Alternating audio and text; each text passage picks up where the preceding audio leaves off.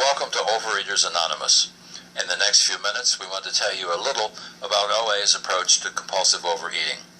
This supplements the OA literature you may have been given in your beginner packet.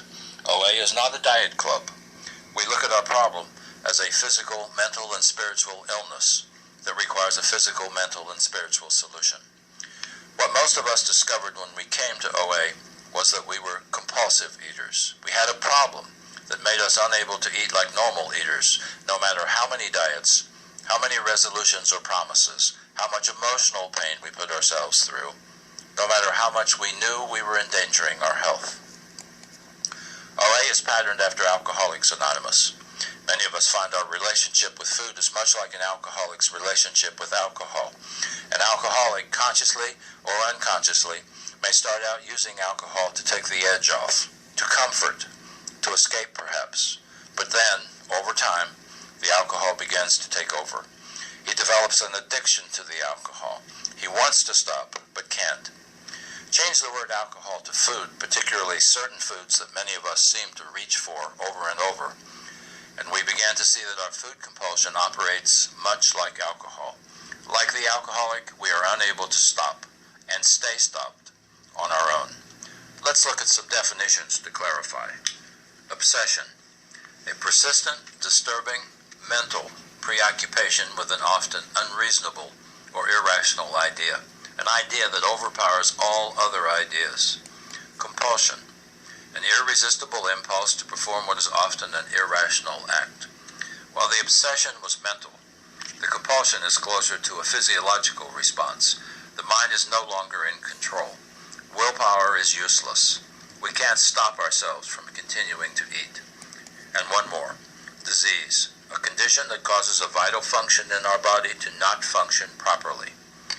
The mechanisms that cause normal eaters to stop when they're full, or stop after one cookie, or one slice of pizza, or one handful of chips, doesn't work in our bodies. Something inside us is different. The something is the disease. Let's see how these words apply in a simple model of addiction. We'll go around the circle clockwise. It begins with feelings, anger, loneliness, anxiety, almost anything. Because we have this disease, our thoughts turn to food. The obsession begins. Remember the definition, an idea that overpowers all other ideas. This morning we swore we wouldn't eat the cake, but now the obsession overpowers that resolution. We convince ourselves of the lie that it will be fine. We'll just have one piece. And so we have the first piece. But that piece activates something inside of us that wants more, and in fact must have more. That's the compulsion, an irresistible impulse that starts when we take the first bite. The key word is irresistible. We can't stop ourselves. Many of us go on, and it turns into a binge. But eventually we stop. Now comes the guilt. How could we have done that? We said we wouldn't. So we make more resolutions and promises to ourselves that we won't do it again. And we may not, for a while. Then the feelings come again, and the whole cycle begins again. Feelings, obsession, first bite, compulsion, binge, guilt, resolutions. We get trapped in this vicious cycle forever and ever, unless something can intervene, something bigger and stronger than our willpower. OA is a fellowship of individuals who have found something stronger than willpower. As we emphasized in the beginning, OA's approach is physical, mental, and spiritual. The first thing we need to do in the physical part is to get as honest as we can with ourselves about what we're eating, particularly the foods that we reach for most often, the foods running around in our brains when we're obsessing. Try this exercise when we finish here. Divide all the things you eat and drink into 3 categories. In the A column, write down the foods that you often overeat, foods that call to you, particularly when your feelings are unpleasant, comfort foods. In the B column, write down the foods that may not be, but sometimes might be, a problem. And in the C column, write down the foods that clearly are not a problem for you, foods that you can take or leave, clearly not comfort foods. More often than not, you don't overeat these. Not all of us have the same foods in column A, our so-called binge foods. But there are often many similarities. Refined carbohydrates seem to be the problem for many people.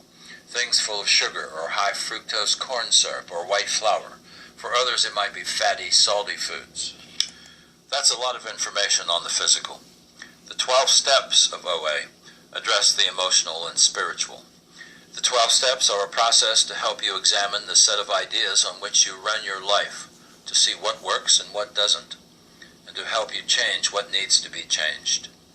We often come out of this process with a whole new outlook on life, a new design for living, new ways of coping with life's discords without using food as a drug. We sometimes need to significantly change our life priorities. The first 3 steps of the 12 lay the foundation for the serious emotional and spiritual work you will do in the rest of the steps. You're asked to accept the fact that your ideas haven't worked. If they did, you wouldn't be here. You're asked to pry open your mind to new ideas and to commit yourself to going through the 12-step process. Steps 4, 5, 6, and 7 are the self-reflecting steps where you look at your ideas, feelings, attitudes, and behaviors, and then set about changing what doesn't work. Steps 8 and 9 are about cleaning up your past. Some of us carry a lot of self-destructive emotional baggage. Steps 10, 11, and 12 are about continued growth, ongoing connection with a higher power, whatever your higher power may be. OA is not a religious program. And lastly, helping other compulsive eaters who suffer from our disease. Higher power can be as simple as a new set of rules on how to run your life. We cannot do this work by ourselves. In OA, we have sponsors who guide us through the steps and help us learn new ways of thinking and behaving. These are people just like you who have the disease, but have gained their freedom and now help others do the same. If you decide that OA might be for you, one of the first things you need to do is get a sponsor. A word on our literature. The 3 books that explain the nature of the disease and give specific directions on how to work our program are OA's 12 Steps and 12 Traditions, AA's 12 Steps and 12 Traditions, and the book that started the 12-step movement, Alcoholics Anonymous, usually referred to as the Big Book. 3 OA pamphlets, especially useful in the beginning, are To the Newcomer, Dignity of Choice, and A Plan of Eating. Where to start? Go to as many meetings as you can. No 2 meetings are alike. Pick up the basic literature or order it at oa.org and begin reading it. Ask someone who identifies themselves as a sponsor at a meeting to help you. Work with a professional or a sponsor to develop an honest food plan for yourself that will meet your nutritional requirements and move you toward a healthy body weight. Look carefully at those foods you have identified as binge foods. If you truly can't eat just one, you may have to avoid it altogether. Make OA your number 1 priority for now. Do it one day at a time. Don't focus on forever. So that's a thumbnail sketch of what OA is about. It's not for everyone. Changing our way of eating, thinking, and believing is not easy, but it works. If you've tried everything and still cannot stop and stay stopped, we're here to help you try what has worked for us. See you at a meeting.